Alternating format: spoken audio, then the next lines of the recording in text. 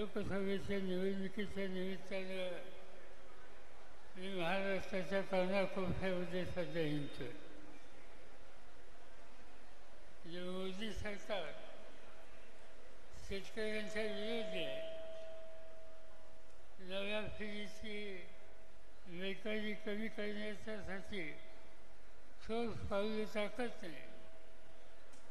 समाजातल्या स्त्रिया असोत, अल्पसंख्याक असोत, दलित असोत, या उपेक्षित घटकाच्याकडे लक्ष देण्याची जबाबदारी पाळत नाही.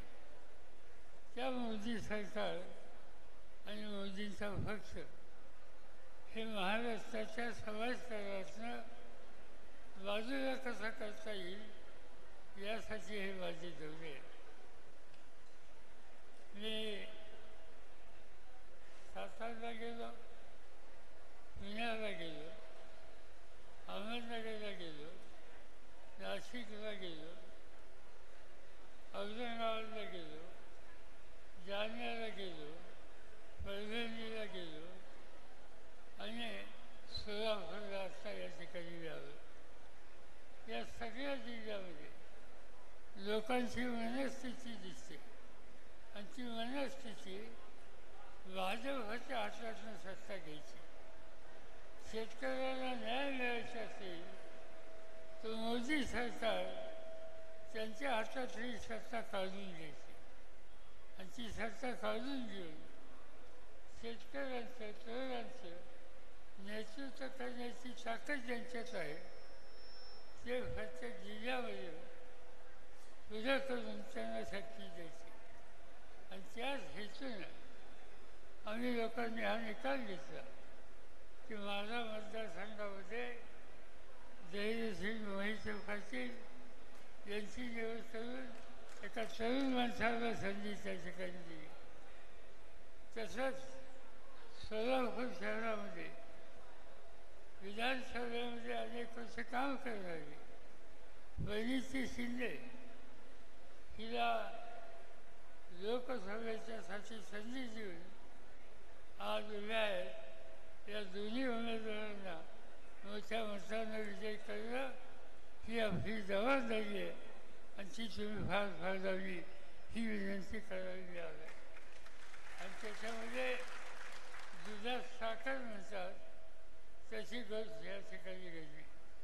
आणि ती दुधात साखर म्हणजे संजय क्षीरसागर गेले 25 वर्ष महड तालुक्यामध्ये सार्वजनिक जीवनात काम करत होते.